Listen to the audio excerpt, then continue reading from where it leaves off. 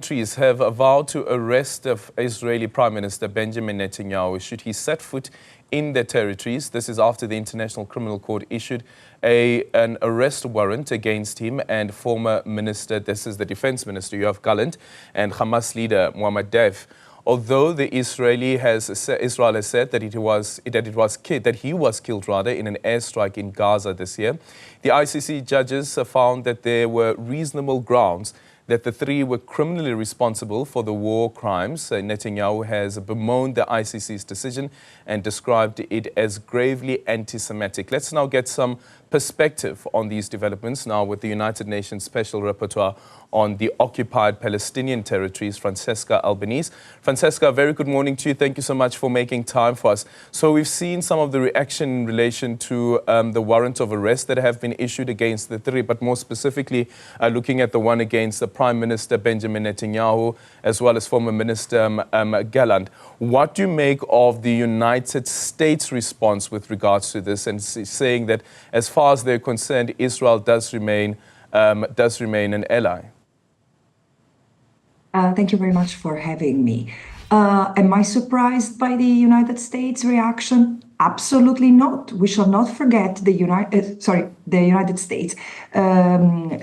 We shall not forget the United States is the country that is backing the genocide that Israel is committing in Gaza and has been backing Israel for a long time, including giving political support to violate international law, in fact. Now the United States is a country that is fully involved and even complicit with the crimes, with the atrocities Israel is committing. However, there is one note that should be a shock to everyone. It's the kind of language that is used by U.S. policymakers and officials, which is very thuggish. It's mafia-style language. This lack of respect against versus the ICC and the kind of threats, the threatening language against the ICC members and staff and the countries who will respect the ICC decision. This is not normal, but again, it's exposing the system in its pure form. Yeah, and here's the other thing about this, Francesca. It's not the first time that the United States has come out against the ICC, even though it's not a signatory to the Rome Statute. We know, of course, that they've welcomed the warrant of arrest against Vladimir Putin. But do you remember the time of the former prosecutor of the ICC and how the Donald Trump administration responded to that? And that brings about the question around the legitimacy of multinational organizations like this, and how do you ensure that they do not lose their credibility at the hands of powerful nations like the United States? I do see where you are taking me. Absolutely. This is not a new trend. The assault, the affront on the international multilateral system was fully exposed during the Trump administration, while all of a sudden Trump, and always primarily concerning Israel, Trump authorized the move of the American embassy to Jerusalem and then defunded completely UNRWA. And yeah, there was an assault against the former prosecutor who was even denied visa, and there were, can't remember if there were sanctions against her, but harsh measures against a senior official at the international level were taken. So we shall not forget that the United States have an Hague Invasion Act, meaning they have passed a legislation that allows them to attack The Hague in case the ICC opens an investigation or takes measures against the US interest. So you see, this is why I say that such a thuggish mentality that reveals that the international multilateral order has been cheered by the United States as long as it served its interest. Now it's no longer functional, so they can remove it, because this is what the empire does. And we are in the face of imperialism in its purest form. Yeah, and that's the difficulty that we face now going into this as well. And how do you see it play out? Of course, you've seen, for instance, with some of the European Union members coming out saying that, listen, we have an obligation to enforce the Rome Statute, and which amongst others would mean that that warrant of arrest must be affected. What does this then mean for how multinationals would be approaching the question around Israel? Also on top of this is this arrest warrant enough, or should we be seeing an arms embargo at least? Because the United States would still be supplying Israel with arms. Yes, look, we wouldn't have got to this catastrophic situation hadn't it been for decades of impunity granted to Israel, primarily by the United States, but also most Western countries, and also other countries, including in the Arab region and the rest of the world. The moment we started to see an inch of hope for justice was when your country, South Africa, took Israel to the International Court of Justice. This was and remains a pivotal movement which has initiated a tide turn, sort of. However, the problem remains. I mean, I was surprised to see so many European leaders being so upfront and immediately in support of the ICC. I don't take anything for granted these days. So the only countries who have completely and fully defied the ICC are the United States and Hungary. Then there are a number of countries in the middle, like Italy, Germany, France, and the UK, who say they will have to interpret it, they will have to see. There is nothing to see. There is an arrest warrant on to this over these two people, and they have to be arrested. They have to be arrested first and foremost by Israelis. This is the normal course of action, as it happened for Milosevic.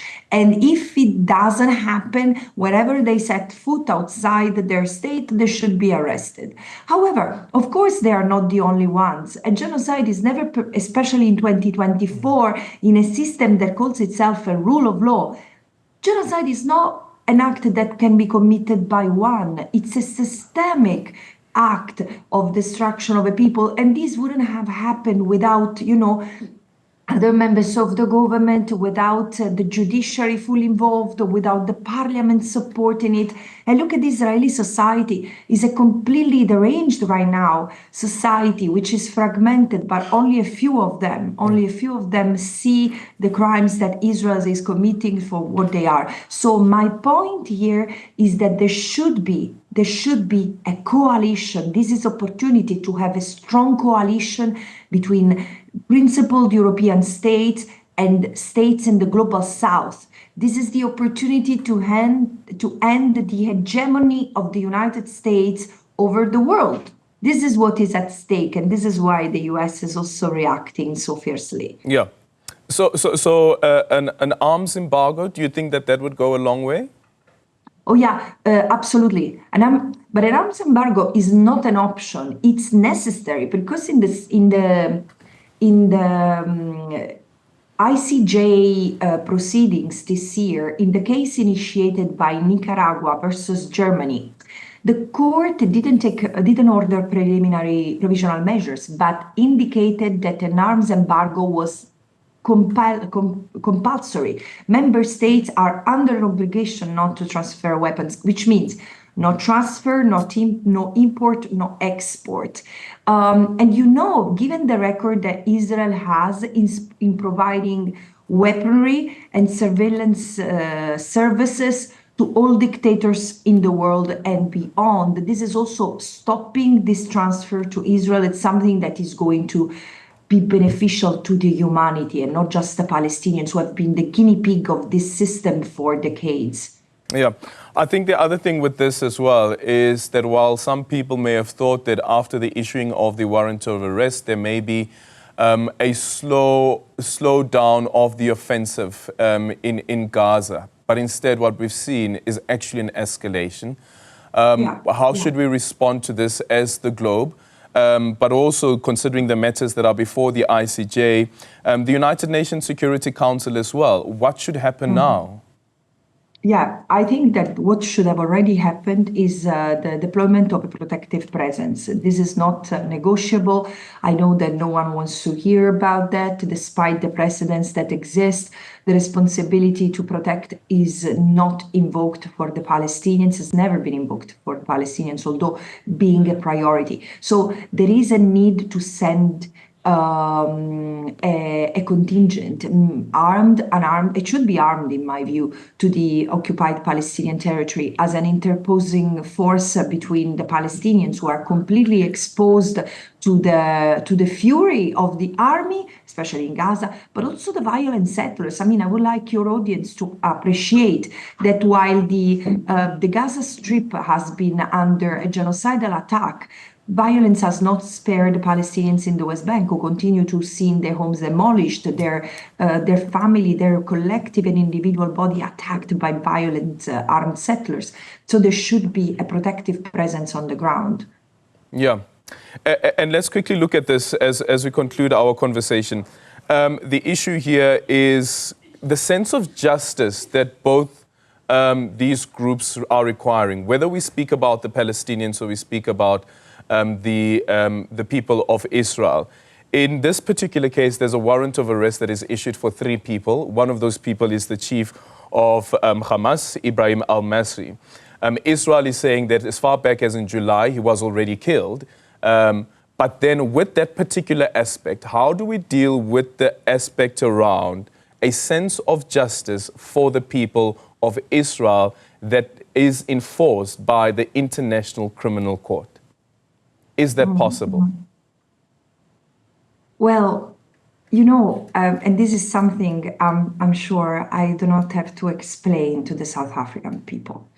The system that within which we operate strongly resent its colonial legacy. And even the fact that we are talking of Hamas and Israel as if they were 2 states or 2 equal forces, it's never been the case. And in fact, we have an occupier which confronts and torments, which has tormented and persecuted and collectively punished the occupied population for decades. And I mean, when European or Western states get horrified to say how the ICC can equate between Israel and Hamas, I have the same feeling. How can you equate between the occupier and the occupied, between a colonial presence and the colonized? Of course, the violence that was used by Hamas or Palestinian armed groups on October 7 was brutal. There is no question about that. Crimes were committed on October 7. But there is this sense that everything starts in Europe, in Europe and in the West. I mean, the colonial club. There is this sense that everything started on October 7. And this is why I try to be a strong voice to poke that bubble of colonial amnesia, because this is the time for us, Europeans, for us, Western people, to reckon with the past. And this is why I say what South Africa initiated has the opportunity to be the first settler colonial genocide to ever be litigated before an international court. And this is why to answer your question, I do see that the potential here is, on the one hand, educational, because most of the people, not in the global South, but most of the people in my part of the world don't even realize what colonialism is, don't even realize how 500 years of colonialism have shaped our DNA and our legal system. And while reform of the system will be necessary, now we need to make sure that we use all possible avenues for the right cause, but we need to educate as many people as possible. Yeah, thank you so much for having this conversation with us this morning. United Nations Special Rapporteur there on occupied Palestinian territories there, Francesca Albanese, on that arrest warrants that have been issued against Benjamin Netanyahu, the former defense minister of Israel, as well as a leader of Hamas, who, according to Israel, was already killed in July.